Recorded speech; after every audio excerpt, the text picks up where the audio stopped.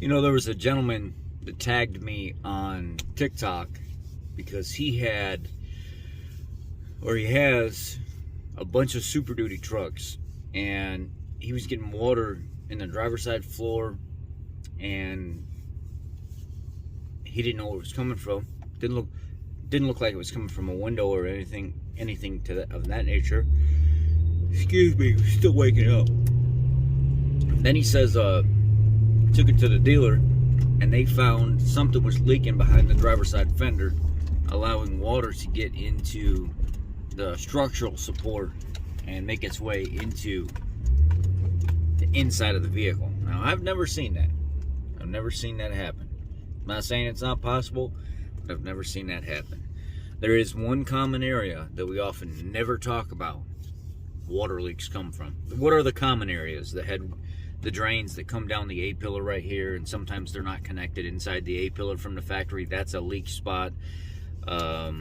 Another leak spot is around the windshield, because they were having some of them that were like, I don't know if they were not installed correctly from the factory, but they had a lot of them had to get redone. Let's see. Another leak area would be the top of the cab all the way in the back in the corners. The black plastic trim that goes up and down, it leaks up underneath that and gets down into the floor. So those have to be resealed. And there's one area nobody ever talks about.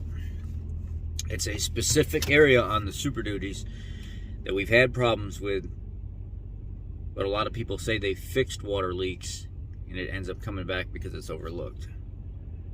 If you take the back seats out of the Super Duty and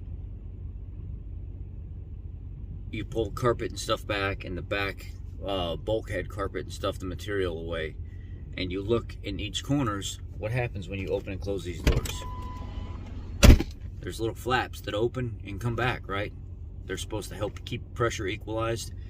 You bring the door close, this pressure pulse inside the vehicle, the little flaps open and close. All vehicles have them. Well, on the Super Duties, they're in the lower rear cab corners on each side.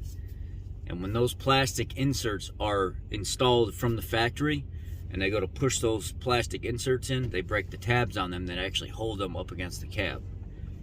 And you can even walk outside the vehicle and look in between the cab, your Super Duty, walk outside the vehicle, look in between the back of your cab and where your bed starts, and you'll see those black vents on each lower corner.